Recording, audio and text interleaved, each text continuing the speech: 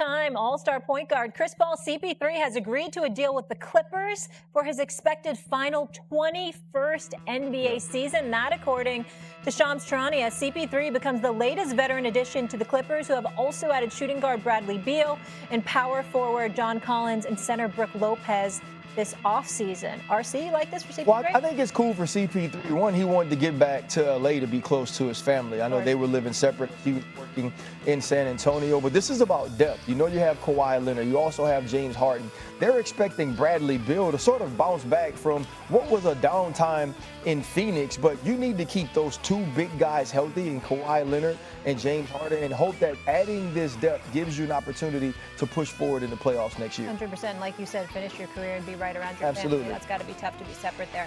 All right, we'll keep it pushing here, guys. ESPN Bet Sports. Chris Paul is signing a one-year, $3.6 million deal with the Clippers. That's per multiple reports. It'll be a reunion for CP3 and the Clippers, where he played from 2011 to 2017. It is the franchise's all-time assist leader. Paul spent last year with the Spurs and averaged just under 9 points and 7.5 assists per game.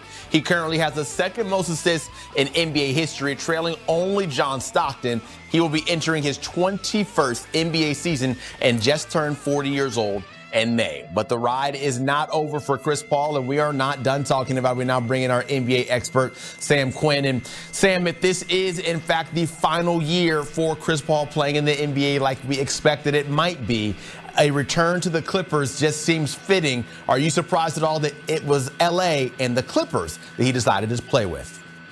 No, this has kind of been trending in that direction for quite some time. I think they were waiting to settle up with Bradley Beal first. You know, they wanted to make sure they knew what kind of role they were going to have for him, but he's going to slot very nicely into that backup point guard role. They're one of the deepest teams in the NBA. They might not even have minutes for Bogdan Bogdanovic anymore. So I think this is a really nice situation for him and for the team. They have a lot of older players. That depth is going to be really, really helpful over the course of the 82-game season.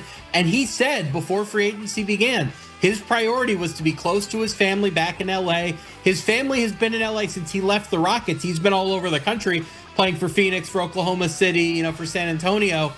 I think this is a fitting way to end his career, if that's indeed how it happens. Goes back to the team where he probably had his best years. He gets to be near his family. It would have been fun if it would have been the Lakers, him and LeBron finally linking up. But I don't think that really made basketball sense given the way their roster was constructed. The Clippers could actually really use a backup point guard, so I think this is a good fit all around. Yes, 6 seasons for Paul with the Clippers, 5 of those All-Stars, 5 of them All-NBA selections. So, of course, all the Lob City, all the fun times that we remember when he was with the Clippers. Now running it back again, what can we really expect to see with him from what he has left in the tank? Granted, he did play all 82 games last year with the Spurs.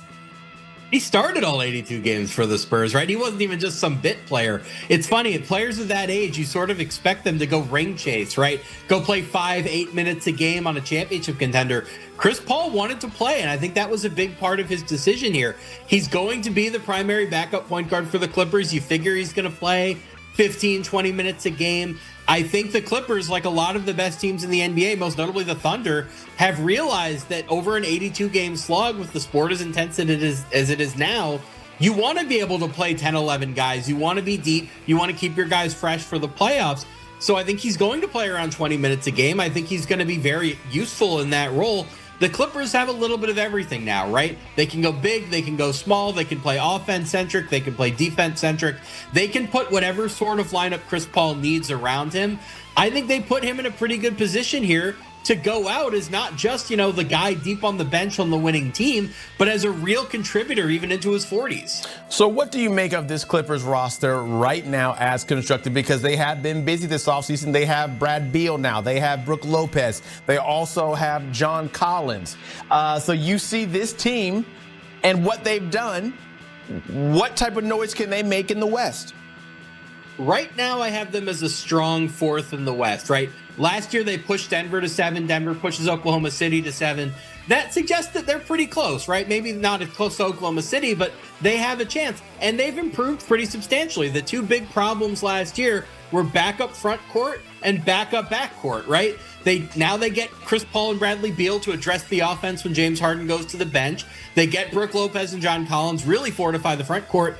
They have everything. Lose some games to injury, but they won 50 with Kawhi missing like half the year last year. So I don't know if they're quite as good as the Thunder, the Nuggets, or the Rockets, but I think they're within the margin of error where they could push those teams in a series. And if they stay healthy, I think they could be near the top of the Western Conference in the regular season. Yeah, here we are in July, and I'm already looking forward to October because of all the movement we have seen in this offseason that likely is not even done yet. Sam Quinn, thank you so much as we talk about Chris Paul and his reunion with the Clippers headed over to LA. And there you'll find the Clippers sitting at 17-1 for the odds to win the NBA title. And that's behind teams in the West, which is the Thunder, Rockets, and Nuggets. So maybe Sam's spot on saying he has them as fourth best in the West. Chris Paul, back to LA.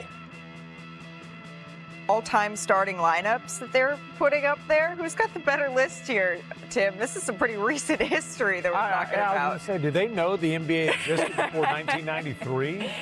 I'm going to take VJ's team. All right.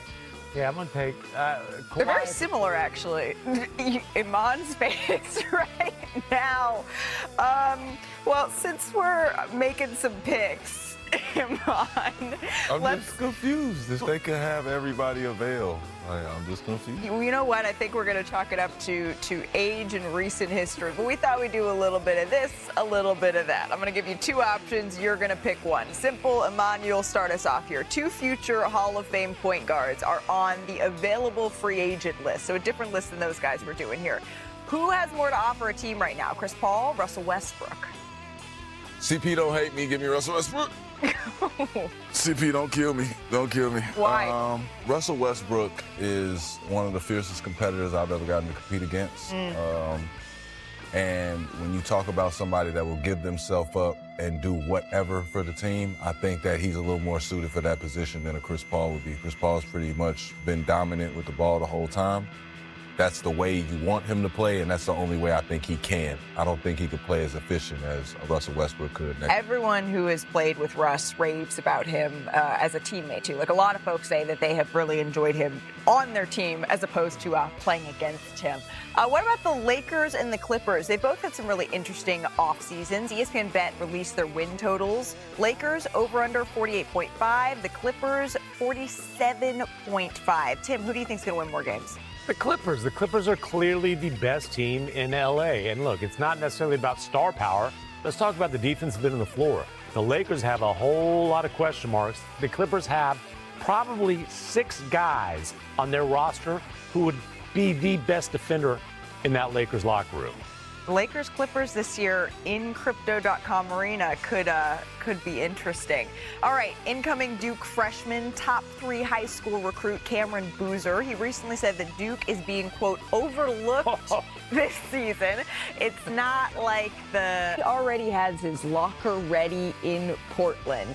He agreed to a 3-year, $42 million contract to return to the Blazers after being waived by the Bucks earlier this month. The 9-time All-Star, he will likely miss the entire upcoming season, recovering from an Achilles injury, but he returns to the team that drafted him in 2012. And I love that they already had the locker room ready for his return. Our senior insider, Shams Charania, is here with more. Shams, there were a lot of teams interested in Damian Lillard. Beyond sort of the heartfelt story, who else was in the mix, and why did he ultimately choose to go back to Portland?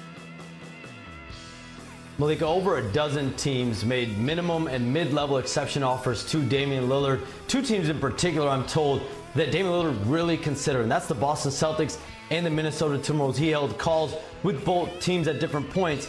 But to be in Portland, back home, with his 3 young kids, that was by far the most important factor, I was told, in his return to the Trailblazers. And he was going to spend the year rehabbing in Portland anyways from that Achilles tear. But to return to Portland, the franchise that he obviously is an icon in, that meant a lot to him. He held multiple meetings with general manager Joe Cronin and head coach Chauncey Billups at his house in the last few weeks. So he goes back 3 years,